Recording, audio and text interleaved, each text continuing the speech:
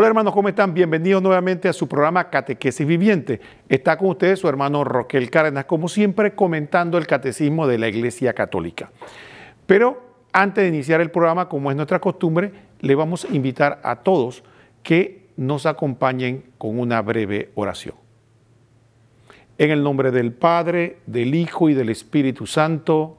Amén. Ven Espíritu Santo, envía tu luz desde el cielo. Padre amoroso del pobre, don en tus dones espléndido, luz que penetra las almas, fuente del mayor consuelo. Ven dulce huésped del alma, descanso de nuestros esfuerzos, tregua en el duro trabajo, brisa en las horas de fuego, gozo que enjuga las lágrimas y reconforta en los duelos. Entra hasta el fondo del alma, divina luz, y enriquécenos. Mira el vacío del hombre si tú le faltas por dentro.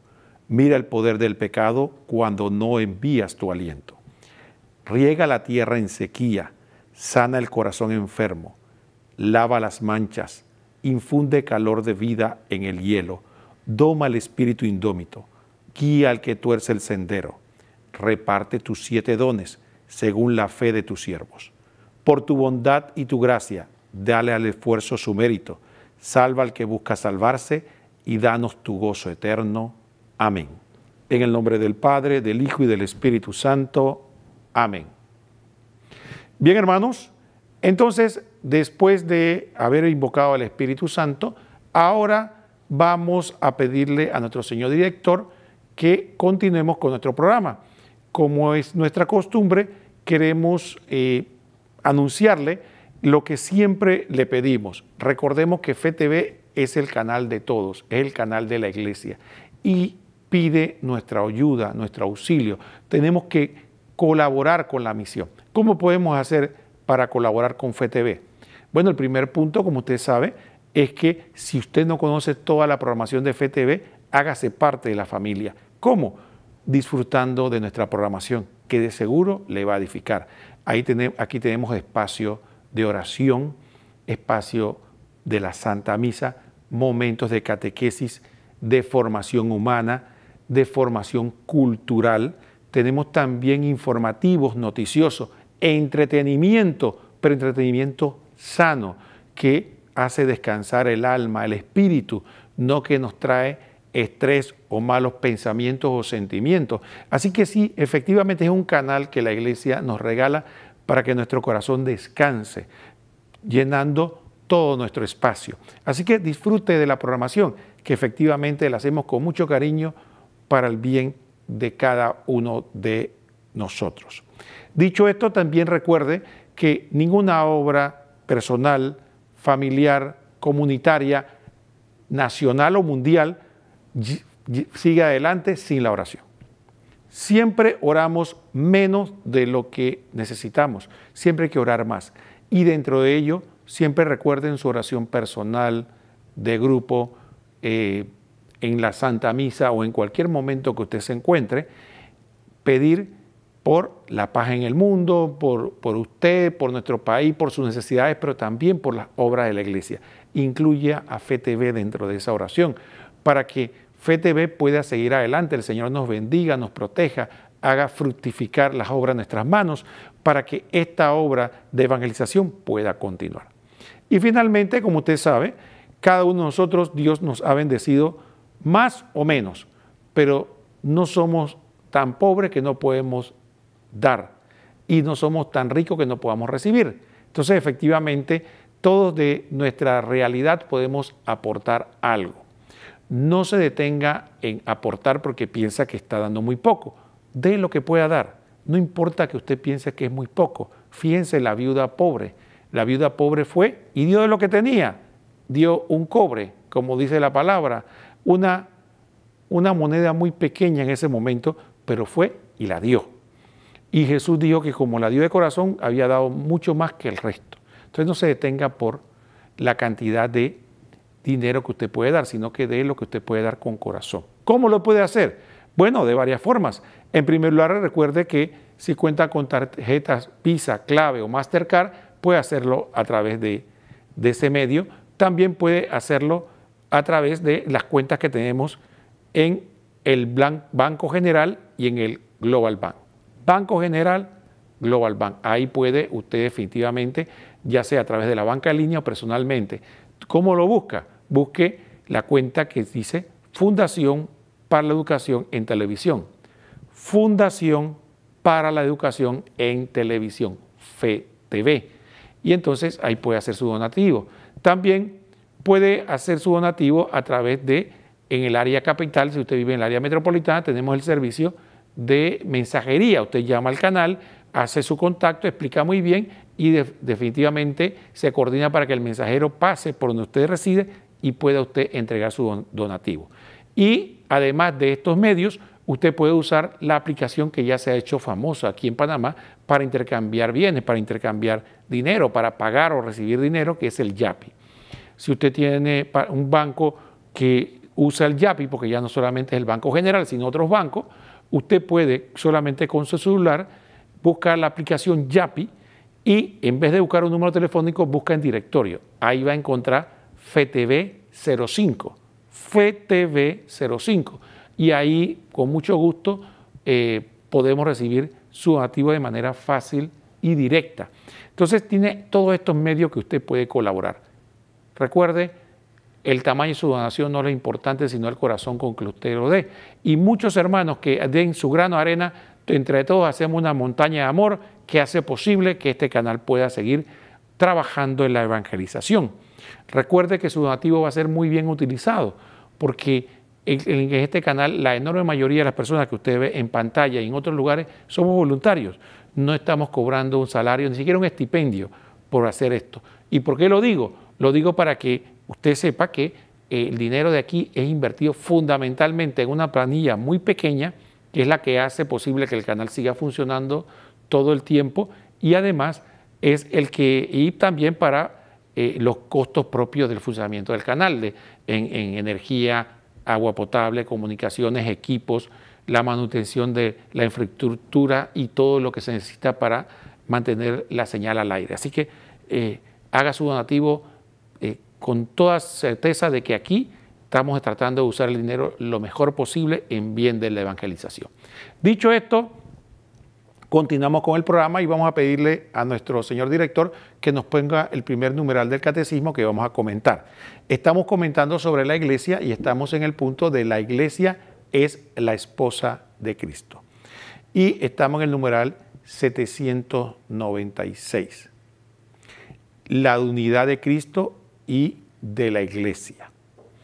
Cabeza, miembros del cuerpo, implican también la distinción de ambos en una relación personal. Este aspecto es expresado con frecuencia mediante la imagen del esposo y de la esposa. El tema de Cristo, esposo de la iglesia, fue preparado por los profetas y anunciado por Juan Bautista. Juan 3:29. El Señor se designó a sí mismo como el esposo. Marcos 2:19, Mateo 22 del 1 al 14 y Mateo 25 del 1 al 13. El apóstol presenta a la iglesia y a cada fiel miembro de su cuerpo como una esposa desposada, con Cristo Señor, para no ser con Él más que un solo espíritu. 1 Corintios 6, 15 al 17, 2 Corintios 11, 2. Ella es la esposa inmaculada del Cordero, inmaculado, Apocalipsis 22, 17, Efesios 1, 4, Efesios 5, 27.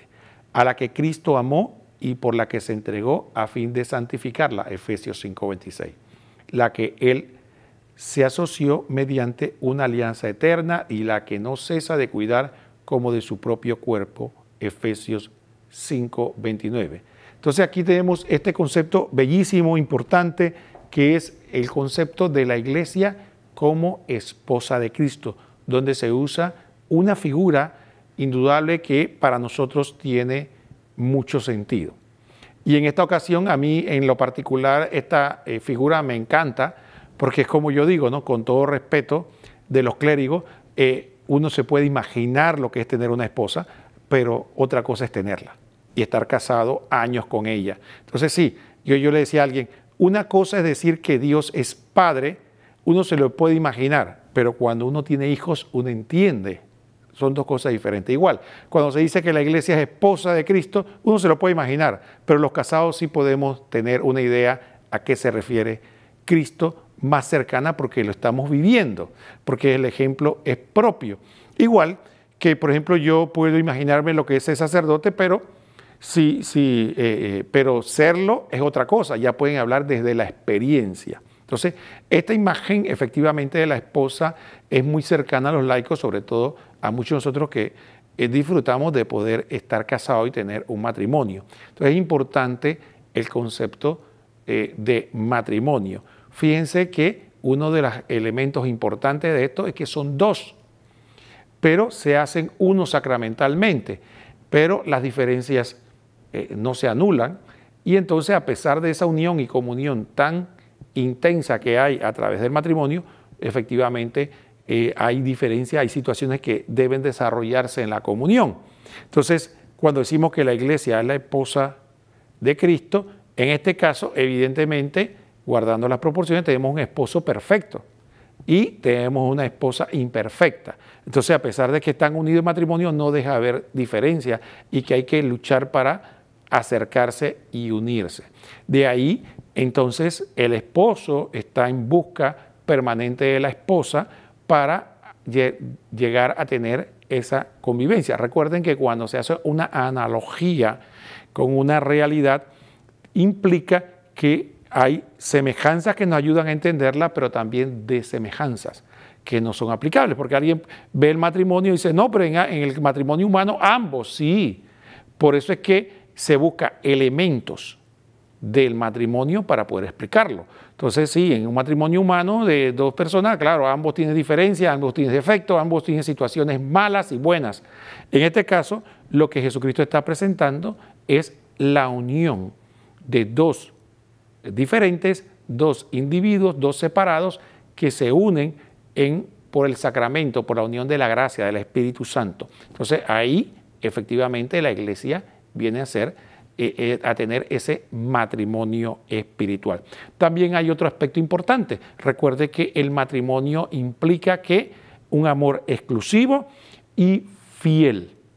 Entonces, el verdadero matrimonio significa que el hombre decide por una sola mujer entre todas exclusivamente y eventualmente la esposa también. Entre todos los hombres elige a uno de manera exclusiva y específica para tener un amor especial. Fíjense que en el matrimonio se crean condiciones de parentesco tan fuertes que cuando una persona se casa, inmediatamente esa unión es tan grande que, por ejemplo, en situaciones de vida o muerte, ya no se le pregunta a los hijos, no se le pregunta a papá y a mamá, se le pregunta a la esposa o al esposo. Entonces sí, hay una condición de parentesco importante que se crea a través del matrimonio y reconocido por la sociedad. Entonces esa unión que de exclusividad se da entre la iglesia y Cristo. Entonces una vez uno se hace parte de la iglesia, se está como casando con Cristo de manera exclusiva. Jesucristo se ofrece de manera particular y específica con cada uno de nosotros, como individuo y como iglesia, y nosotros tenemos el deber de hacerlo. Jesucristo tiene que ser para nosotros nuestro único amor de exclusividad, sacando a todos los otros amores, y es una misión de trabajo para llegar a ese grado de fidelidad esponsal, que es otro concepto que podemos desarrollar de este aspecto del matrimonio.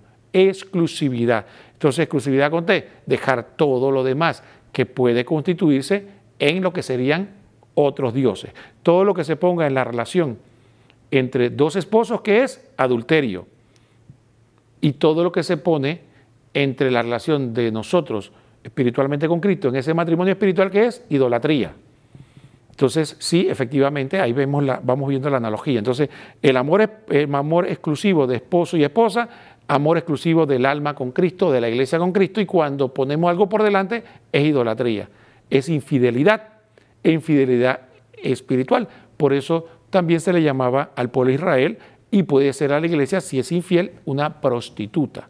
¿Por qué? Porque abandonó al esposo infiel para irse con otros maridos. Van viendo la concepción interesante. Pero entre tanto vamos a hacer la primera pausa, que se nos acabó el tiempo, y después continuamos hablando de este interesante tema.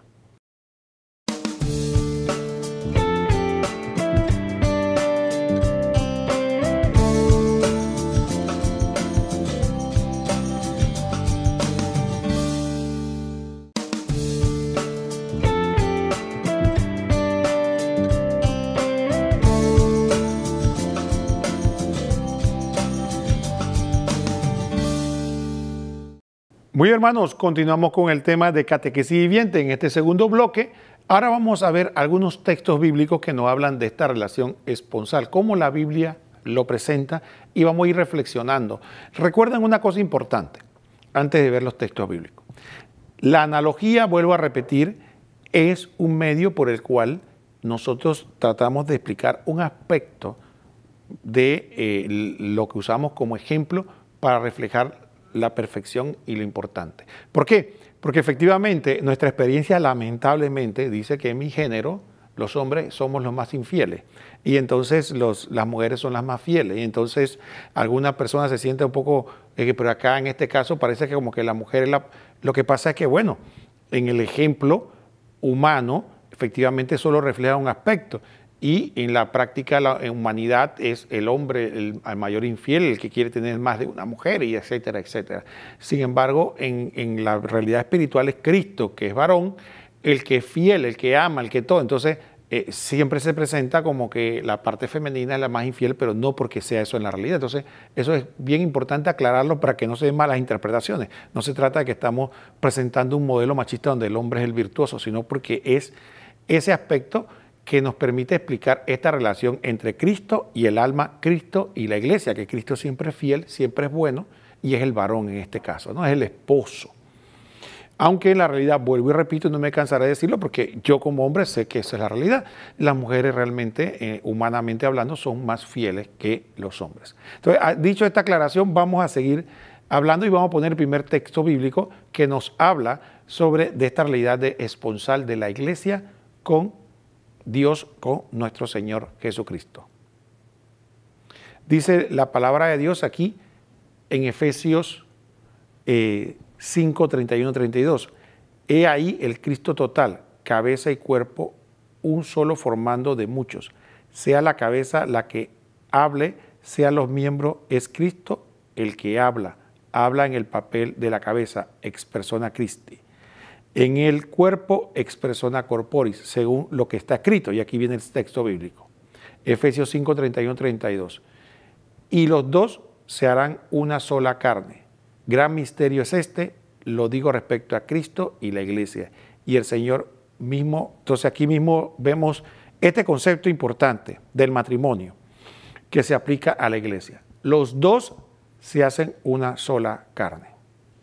¿Qué significa eso? En el caso de la vida matrimonial, evidentemente, ya dije que se desarrollan unidades de parentesco a tal punto de que supera a todo lo otro parentesco. Entonces, esto es muy importante tenerlo presente.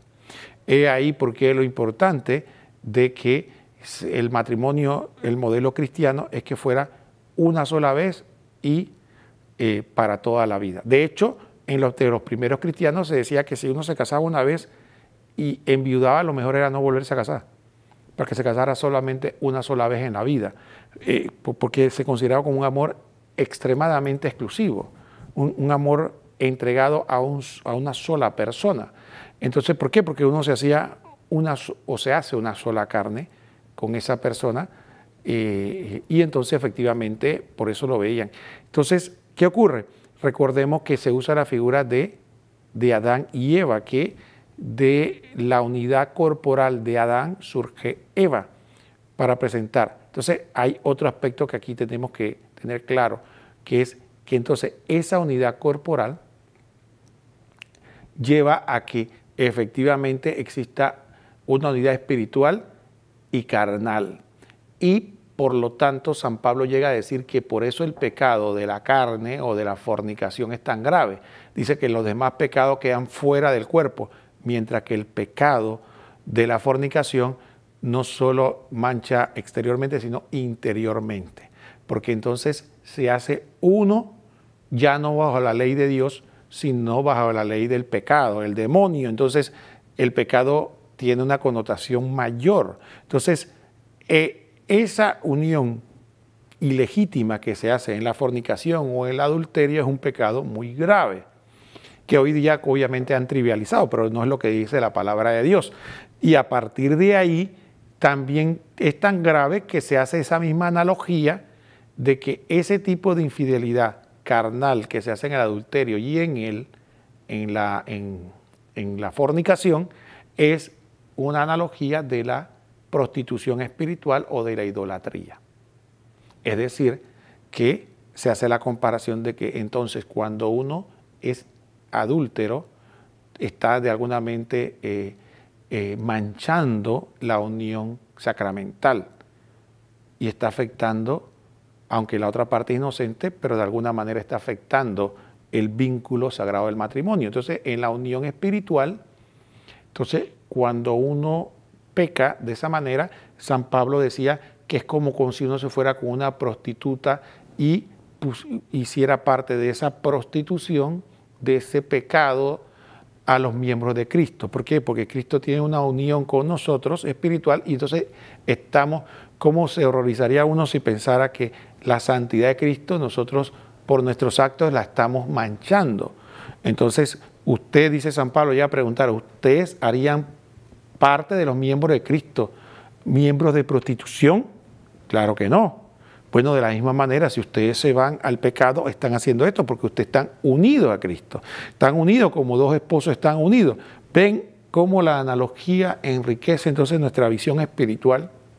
Entonces, cada vez, por eso algunos santos llegaron a decir, morir antes que pecar, porque llegaron a tomar conciencia de que ya el pecado no se trata de algo de mí solamente, sino que mi pecado, por mi unión con Cristo, yo estoy haciendo parte a Cristo en ese pecado, estoy manchando a Cristo en ese pecado. Entonces, estamos vulnerando una unión importante. Entonces, ahí vemos ese aspecto de que se hacen uno solo, una sola carne, que es análogo con nuestra unión espiritual con Jesucristo. Vamos a ver el siguiente texto. El siguiente texto nos habla de Mateo 19:6. Dice, de manera que ya no son dos, sino una sola carne. Y eso lo dijo Jesucristo para explicitar de que el matrimonio era de una vez para siempre, que no había, que el matrimonio es indisoluble, igual que ocurre con nosotros. El bautismo nos da no una situación temporal, no es que estamos bautizados hoy y después no. El bautismo imprime algo que la Iglesia llama carácter, un sello, igual que la confirmación, que Jesucristo nos sella y nos hace o nos convierte en propiedad suya por un sello espiritual. Ya de hecho somos suyos porque somos su criatura, pero en el bautismo no estamos haciendo nosotros y en la confirmación de manera voluntaria, no estamos haciendo nosotros, como se da un matrimonio que ambos voluntariamente se entregan el uno al otro, nosotros a través del bautismo y la confirmación recibimos ese sello indeleble que nos hace propiedad de Cristo. Y de alguna manera Cristo también es nosotros. Por eso algunos santos hablaban de mi Cristo como de esa manera de propiedad. Eres mío. Porque sí, efectivamente existe esa relación donde yo me entrego y Él se entrega a mí. Entonces, esa unidad es la que dice aquí nuestro Señor que es indisoluble. Igual en el matrimonio espiritual esa unidad es indisoluble. Solo lo rompe la muerte en pecado mortal. Cuando la persona ya en ese momento rompe de manera definitiva su relación con Dios para toda la eternidad y vive separado de Dios en el infierno. Pero entre tanto eso no ocurra, siempre existe ese vínculo que puede ser restablecido con la reconciliación. Si una persona rompe esa unidad, con el sacramento de la reconciliación puede volver a restablecer esa relación que se rompió. Esto es importante que lo veamos desde esta perspectiva. Vamos a ver el otro texto de la palabra en Marcos 2:19. Dice que Jesús le respondió, ¿acaso los amigos del esposo pueden ayunar cuando el esposo está con ellos? Es natural que no ayuden mientras tienen consigo el esposo. Aquí vemos otra connotación espiritual de un matrimonio. Recordemos que en el pueblo de Israel se daba una situación que no es común ahora, pero en esa época la novia estaba esperando al novio en un lugar donde se iba a celebrar la boda y el novio iba con todos los amigos, incluso acompañada de personas cantando y demás, que iban en una procesión alegre hacia encontrarse con la esposa. Y entonces, efectivamente, habían unas damas que eran, ¿se acuerdan?, ¿no?, que estaban esperando al novio cuando iba llegando, las señoritas como las damas de compañía hoy día, que esperan al novio con las lámparas encendidas para recibirlo con canto y alegría, que también Jesucristo usó una parábola para ejemplificar eso. Y entonces así se entraba el esposo. Entonces los amigos del novio son aquellos que están, en este caso, ya haciendo una analogía, son aquellos que acompañan a Cristo a encontrarse con el alma, o los que están con Cristo. Entonces, estas personas que estamos con Cristo no podemos estar tristes, no podemos estar de duelo, no podemos estar en situación. Entonces, esa unión con Cristo representa esa alegría, ese gozo que nos presenta. ¿Cuándo hacemos ayuno? ¿Cuándo estamos tristes? Cuando Cristo se nos esconde. ¿Por qué? Ya sea por causa nuestra, porque nuestro pecado lo ha alejado. Entonces, claro que tenemos que ayunar y que tenemos que llorar y lamentarnos por el pecado, por haber echado a Cristo de nuestro lado, o también por una situación en la que a veces uno no ve a Cristo, a veces tiene una oscuridad espiritual por una tristeza personal, o simplemente porque Cristo esconde nuestro rostro para ponernos a prueba. Entonces, claro que uno vive un cierto dolor. Vamos a ver el otro texto, señor director. Este está un poco más largo, no lo voy a leer, solamente lo voy a comentar. Que dice que el reino de los cielos se parece a una boda que el rey invitó a muchos y envió sus servidores a invitar, y la gente rechazó por diversas razones el participar en esa boda. Y que al final, esos que rechazaron la boda, entonces el rey decide efectivamente convidar a otros para que aceptaran ir a la boda, y llenó su casa de la boda de estas personas. Hay muchos mensajes que se pueden dar de esta palabra, es muy rica y tiene mucho, pero lo importante aquí es que la boda viene a ser esa unión de Cristo con su iglesia, y que muchos son invitados a participar de esa celebración, de esa unión, de esa boda, por lo tanto ser parte de esa unión. Pero hay gente que prefiere las realidades materiales, humanas. Hoy día vimos eso, ¿no? ¿Cuántas personas se llaman católicos de nombre, pero realmente no quieren participar en la iglesia? Viven su vida a su modo, a su forma, lejos de la iglesia. No aceptan la invitación a participar en las bodas del Cordero. Sí, hay otros que tal vez son invitados y tal vez no eran los primeros invitados, pero aceptan venir y son parte de la fiesta.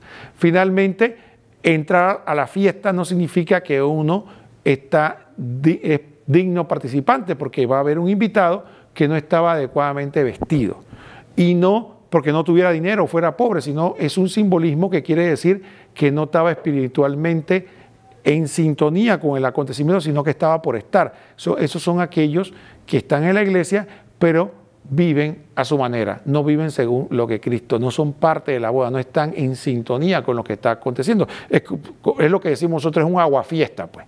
Está en la fiesta, pero le quiere hacer la agua de la fiesta a todo el mundo. Bueno, en la iglesia esos están representados por aquellos que no buscan la santidad, no buscan obedecer a Cristo, sino que están ahí por estar. Y cuidado que para hacer la vida difícil a los otros que sí están tratando de hacerlo. Bueno, esos son los que no están vestidos de fiesta. Entonces están en la fiesta aparentemente, pero no están de corazón en esa fiesta. Eso también lo ejemplifica esa parábola, donde nos presenta esta relación de las personas con nosotros como almas individuales con Cristo en la boda del Cordero, o toda la iglesia en su conjunto. Entonces, aquí vemos tres cosas. Personas que son invitadas y no aceptan la invitación porque tienen supuestamente excusas válidas que son puramente materiales.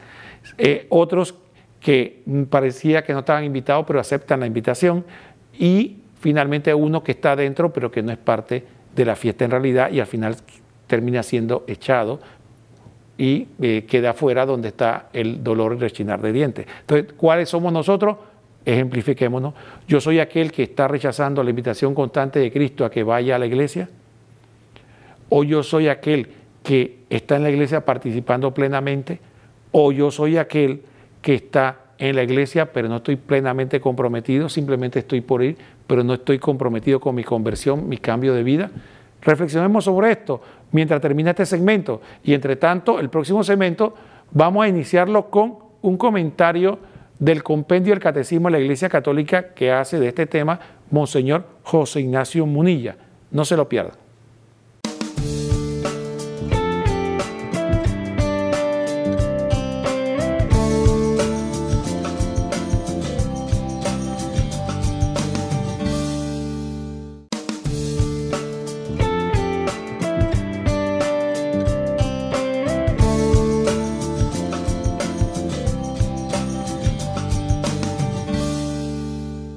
Muy bien, hermanos, estamos de vuelta ya en el último segmento y como lo prometido es deuda, vamos a ver el comentario del compendio de la Catecismo de la Iglesia Católica de Monseñor José Ignacio Munilla sobre este tema. Número 158 del compendio del Catecismo. ¿Por qué llamamos a la Iglesia esposa de Cristo? Llamamos a la Iglesia esposa de Cristo porque el mismo Señor se definió a sí mismo como el esposo, que ama a la Iglesia uniéndola así con una alianza eterna. Cristo se ha entregado por ella para purificarla con su sangre, santificarla y hacerla madre fecunda de todos los hijos de Dios. Mientras el término cuerpo manifiesta la unidad de la cabeza con los miembros, el término esposa acentúa la distinción de ambos en la relación personal. Bueno, os recuerdo que los puntos anteriores han hablado de la imagen de la Iglesia como cuerpo. Cuerpo de Cristo. Cristo es la cabeza y la Iglesia es el cuerpo. Y ahora dice, bueno, pasamos a otra imagen para hablar de la Iglesia, que es la imagen de esposa. Bueno, en primer lugar, fijémonos que Jesús utiliza la imagen del esposo. Bueno, el Evangelio de San Juan, por cierto, comienza la vida pública de Jesús con ese milagro en Caná de Galilea, en el que unos esposos se casaban, estaba presente Jesús, que había sido invitado con sus discípulos, y es curioso porque el Evangelio de San Juan, que cuando quiere da tantos detalles, no nos cuenta quiénes eran los que se casaban en esa alianza, ¿no? Y los que son más conocedores del Evangelio de San Juan concluyen que Jesús quiso presentarse como en el inicio del ministerio público, según San Juan, en ese contexto de unas bodas para presentarse él como el esposo. Cristo se presenta como ese esposo de la humanidad, ¿no? Bien, pero no únicamente en ese sentido más místico, sino, por ejemplo, como refiere este punto, en Marcos 2:19, cuando le piden explicaciones a Jesús, ¿por qué tus discípulos no ayunan cuando los discípulos de Juan sí ayunaban? Jesús responde, ¿es que pueden ayunar los amigos del esposo mientras el esposo está con ellos? ¿A qué esposo se refiere? Se refiere a él. Es que él es el esposo. Él es el esposo de la humanidad y de la Iglesia, ¿no? Y por eso sus discípulos no ayunan, porque están celebrando la fiesta de que están con el esposo. Días llegarán en que les arrebaten al esposo, entonces ayunarán. Pues bien, de esa conciencia viva de que Jesús es el esposo de la Iglesia, se derivan pues una serie de consecuencias, ¿no? Por ejemplo, en Efesios 1:4 dice, ¿no?, en ese himno, bendito sea Dios, Padre de nuestro Señor Jesucristo, que nos ha bendecido en Cristo con toda clase de bendiciones espirituales y celestiales. Él nos eligió en Cristo antes de la fundación del mundo, para que fuésemos santos e irreprochables ante Él por el amor. O sea, hemos sido elegidos en esa unión con Cristo para ser santos. ¿Para qué se ha desposado Jesús con nosotros? Pues para darnos su santidad, porque en un matrimonio se comparte todo, y Él comparte su santidad con nosotros, ¿no? Ese es el objetivo de ese desposorio. Más tarde, en la misma carta a los Efesios, capítulo 5, versículos del 26 al 27, dice, Él se entregó a sí mismo por ella, por la Iglesia, para consagrarla, purificándola con el baño del agua y la palabra, y para presentarla gloriosa, sin mancha, ni arruga, ni nada semejante, sino santa e inmaculada. Él se ha desposado con la Iglesia para hacerla bella. La Iglesia es santa en su esposo, en Jesucristo, es santa en su origen, es santa en su fin. La Iglesia es santa porque Jesucristo, aunque nosotros seamos pecadores, Él se ha desposado con la Iglesia y nos ha dado el don de la santidad, ¿no? Son, por lo tanto, dos imágenes distintas. La imagen de del cuerpo, la iglesia cuerpo de Cristo que es cabeza y la iglesia como esposa de Cristo que es el esposo. La imagen de la cabeza y el cuerpo remarcan más la unidad, ¿no? Y la imagen del esposo y la esposa remarca más la relación personal, porque el amor de un matrimonio hay que conquistarlo, ¿eh? Es una relación personal que hay que cuidar, Y entonces hay toda una historia en la que el Señor actúa como esposo de Israel y esposo de la Iglesia. Ya en el Antiguo Testamento había imágenes como yo te llevaré al desierto, te seduciré, te enamoraré. Dios está cortejando a su pueblo Israel. Dios está también, ¿no?, llevando al desierto a la Iglesia para hablarle al corazón, para enamorarla. Dios quiere que seamos una Iglesia enamorada de Él. Y también Dios sufre, porque en esa imagen esponsal, ojo, es una imagen en la que hay una gran intimidad ofrecida, pero hay mucho sufrimiento cuando somos infieles. Como también en el Antiguo Testamento se observaba, ¿no?, la infidelidad de Israel le hacía sufrir mucho a Dios, que era esposo de Israel. Así también, ¿no?, pues los pecados de la Iglesia le hacen sufrir mucho a ese esposo que es Jesucristo. Él quiere hacernos santos, pero le damos grandes disgustos, obviamente, y nuestras infidelidades pues ofenden el corazón de Cristo, nuestro esposo. Y por lo tanto es una imagen, la del desposorio. La del desposorio es una imagen que toca mucho, ¿no? Toca mucho, ¿no?, la puerta de nuestro corazón para hablar de que el amor no es amado, que lo lógico es que respondamos al amor con un amor coherente, que si no estamos enamorados, ¿no?, de Jesucristo, nuestro esposo, si la Iglesia no está enamorada de Jesucristo, si cada uno de nosotros no estamos enamorados de Cristo, nuestro esposo, pues es que es un pecado muy grande de no responder al amor de Dios, de falta de respuesta al amor de Dios. Hay un texto de San Agustín que también habla de esta imagen de la Iglesia como esposa de Cristo, que os comparto. Está dentro de un comentario que hace San Agustín al Salmo 74.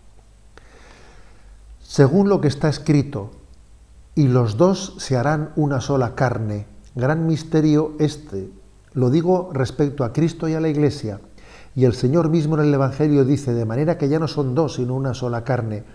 Como lo habéis visto bien, hay en efecto dos personas diferentes, y no obstante, no forman más que una en el abrazo conyugal. Como cabeza él se llama esposo, y como cuerpo esposa. San Agustín en esta imagen une las dos imágenes, ¿no? Como cabeza, Cristo es esposo. Como cuerpo es esposa. Muy bien, después de haber escuchado a Monseñor Munilla haciendo una explicación, como siempre, magistral y muy sucinta de este tema, ahora vamos a ver los últimos textos que te queríamos comentar sobre la Iglesia como esposa de Cristo. 1 Corintios 6, 15 al 17, dice la palabra: ¿no saben acaso que sus cuerpos son miembros de Cristo? ¿Cómo voy a tomar los miembros de Cristo para convertirlos en miembros de una prostituta? De ninguna manera. ¿No saben que el que se une a una prostituta se hace un solo cuerpo con ella? Porque dice la Escritura, los dos serán una sola carne. En cambio, el que se une al Señor se hace un solo espíritu con Él. ¿Ven qué hermosa analogía hace San Pablo del matrimonio? Y también, efectivamente, aprovecha y nos da una catequesis sobre la importancia del sexo. Hoy día el sexo para muchas personas lo ha trivializado, casi que es como un modo de entretenimiento. Para ellos el sexo es como ver una película. Como decir, yo mañana voy a ver una película. Y convertido el sexo casual como que no tiene nada de malo y nada de importante. Y como todo el mundo lo trivializa y lo disfruta sin ningún control, entonces todo el mundo lo ve bien, y entonces algunos incluso no se atreven a atacarlo porque piensan que te van a decir retrógrado o hipócrita. Bueno, lamento decirles que yo no entro en eso. Yo sí tengo que decirle, es mi deber decirlo, que eso no es relajo, ni es juego, ni es nada. Y si usted está practicando sexo casual fuera del matrimonio, usted está en pecado mortal y está poniendo en peligro la salvación de su alma. Tan sencillo como eso. No hay vuelta de hoja. No coma cuento, no se deje engañar. El sexo fuera de matrimonio es pecado mortal.